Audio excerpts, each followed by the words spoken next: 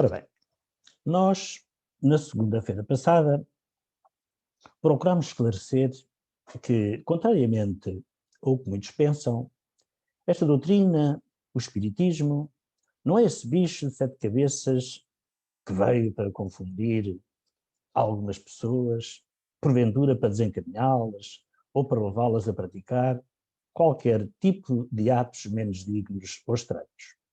Pelo contrário, verificamos, ao analisar, portanto, o espiritismo, que este visa a reforma íntima do ser humano, levando-o a tornar-se uma pessoa melhor, uma pessoa mais digna. Através de quê? Através dos seus atos, da sua nova maneira de pensar. Já relativamente ao estudo do Evangelho, a situação é também ela semelhante, porque muita gente foge só de ouvir falar de Evangelho. Não se querem misturar com essas pessoas beatas, devotas, que se dedicam a rituais, enfim, fogem daquilo que desconhecem. Embora tenha consciência de que me estarei a repetir, a verdade é que, tendo dito, como disse a semana passada, fica claro que tudo isso é fruto da falta de informação. Se as pessoas estivessem melhor informadas, não teriam esses medos, não teriam esses receios. Foi por isso que nos propusemos realizar estas lives, contribuindo humildemente, assim, para o esclarecimento destas e de outras questões que, de algum modo, preocupam a humanidade. Porquê nós? Poderão perguntar. Realmente, nós nos sentimos bem pequenos, mas compreendemos que, semelhantes a uma gota d'água, as gotas d'água são necessárias para encher um copo. Então, juntemos a nossa gota d'água a outras gotas d'água e, em conjunto, procuraremos fazer com que, efetivamente, aquilo que as pessoas precisam compreender possa chegar até elas, a fim de as favorecer.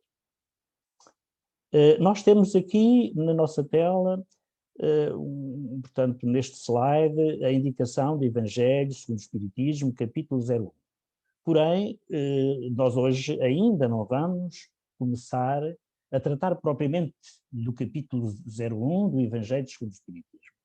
Precisamos antes fazer algumas considerações sobre o que é efetivamente o Evangelho, sobre o que é também um pouco o que é realmente estudar o Evangelho, e assim preparar-nos para depois fazermos um estudo que vai ser, enfim, prolongado desta obra que é o Evangelho segundo o Espiritismo.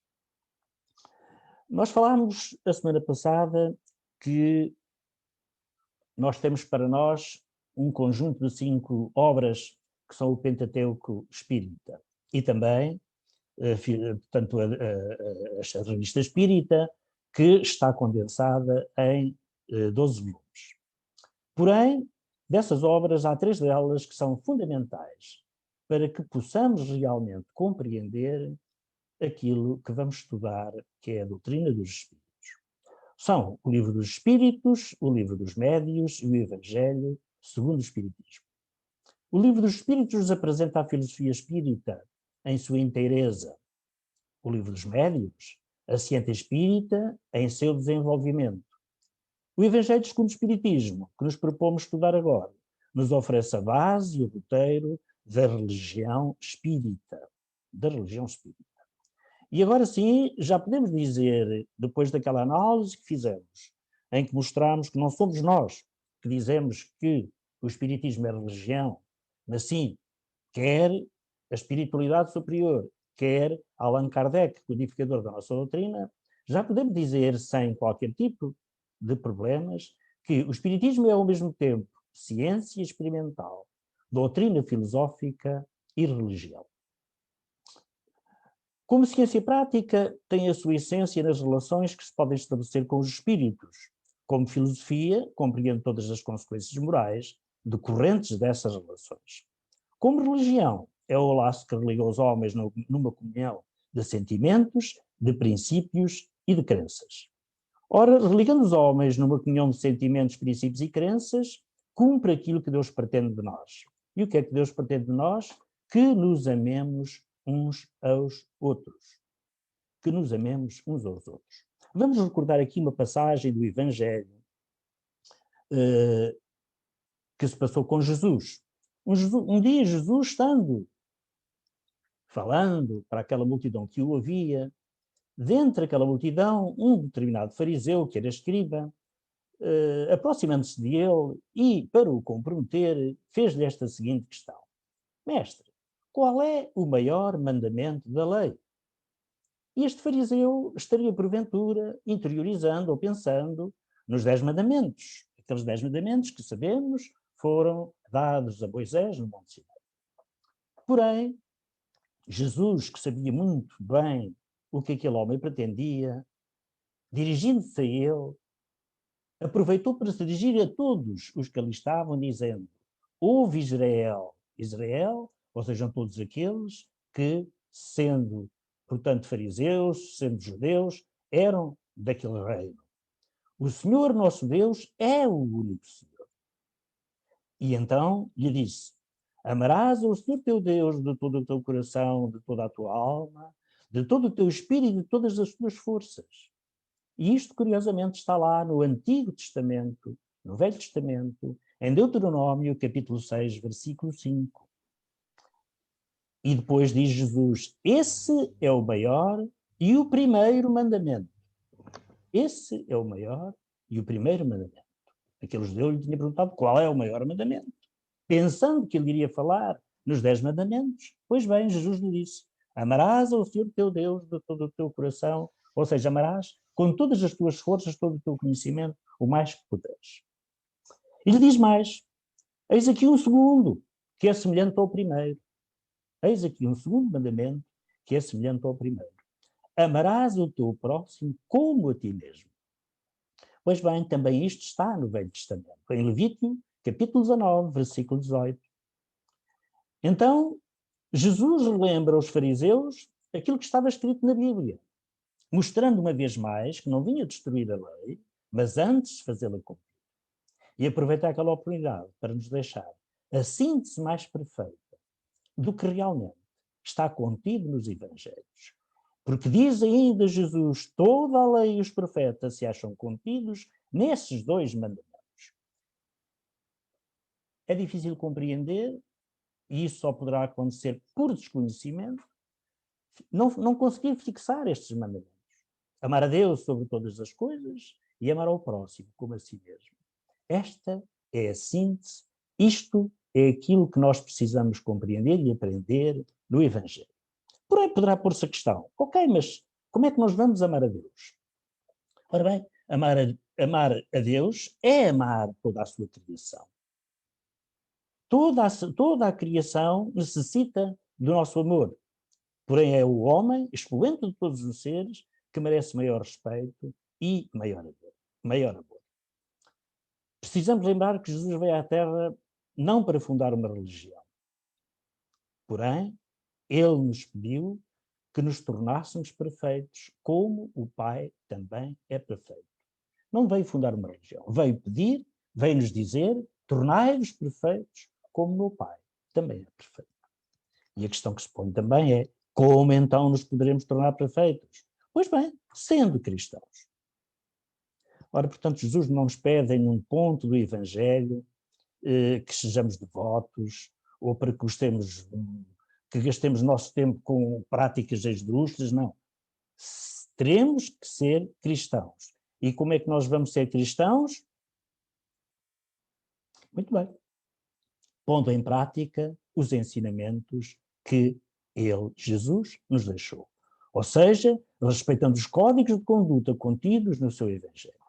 Então, estudar o Evangelho visa colher informações sobre como nos devemos comportar, por forma que, tornando-nos pessoas melhores, possamos contribuir para a melhoria da sociedade. É simples. E como vêem, isto está, porventura, bastante distante de alguns conceitos ou ideias que alguns de nós poderão ter quando se fala de Evangelho e da necessidade de estudarmos o Evangelho. Portanto, estudar o Evangelho é tão só e apenas aprender a ser pessoas melhores, pessoas mais bem enquadradas. E este conjunto de slides termina e nós vamos, portanto, continuar a nossa fala. Ora bem, mas além do conhecimento que precisamos ter do Evangelho, que é imprescindível para que nós possamos realmente colher aí informações de como nos comportar, precisamos considerar que também é necessário a crença. Essa crença é imprescindível porque importa que sejamos conscientes da presença de Deus em nós, em tudo o que nos rodeia. Deus, como dissemos também a semana passada, é omnisciente e é omnipresente. Deus sabe tudo aquilo que se passa. Deus conhece quando um cabelo cai da nossa cabeça. Isto nos dizem os espíritos superiores e nós, que há mais de 45 anos fazemos a nossa vivência espírita, não temos como duvidar dos ensinamentos dos espíritos superiores.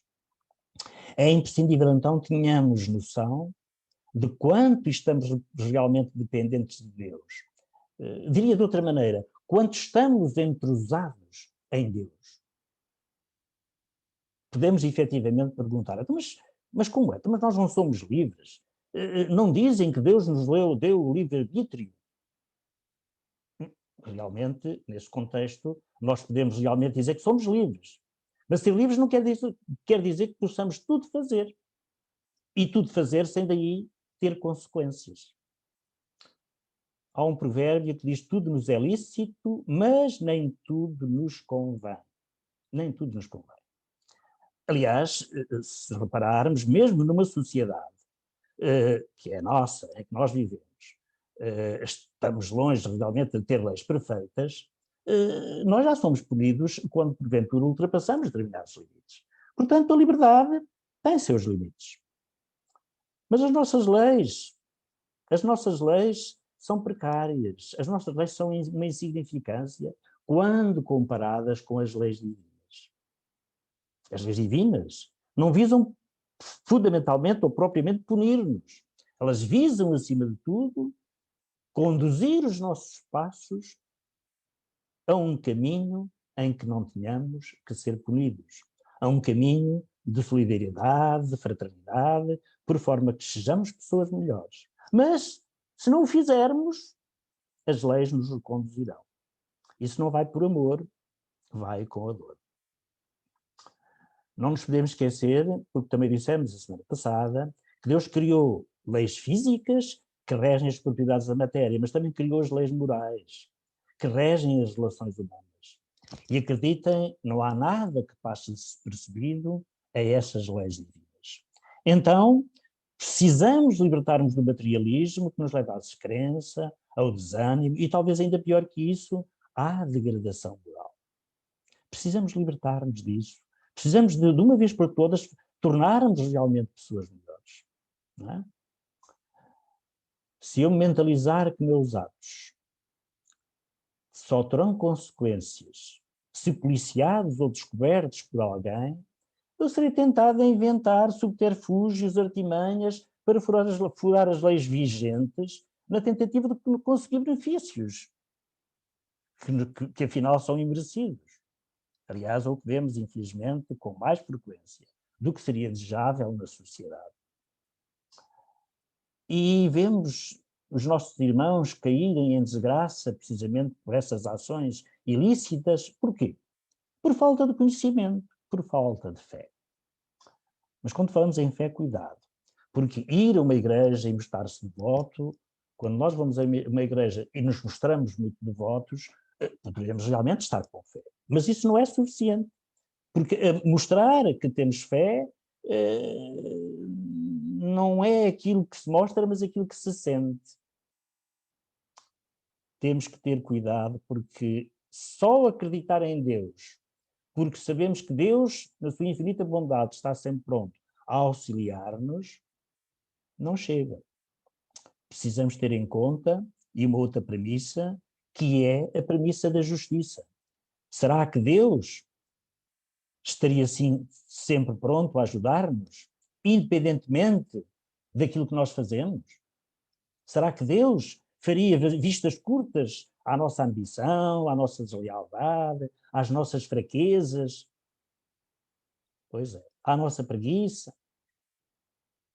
Ora bem, se eu estiver consciência de que tudo, mas mesmo tudo, é observado e pesado nos pratos dessa balança infalível que se chama lei de causa e efeito, então sim, por interesse próprio, por meu interesse próprio, eu tomarei cuidado com os meus pensamentos e os meus atos, pois que não estou interessado em vir a ser castigado por ter ou provocar atos menos lícitos. Dessa forma, que alguns,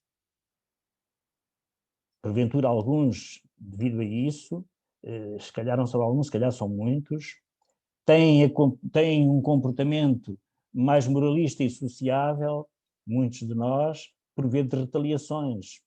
Nós aí na sociedade, tantas e tantas vezes, mostramos uma faceta que não é bem aquilo que nós somos. E porquê? Porque temos medo que sejamos castigados. Reparem, por exemplo, os condutores, quando vão aí na estrada, será que eles enfim, evitam carregar mais no pedal por questão com respeito à vida do próximo ou é por terem medo de serem multados? Se calhar é mais por medo de serem multados.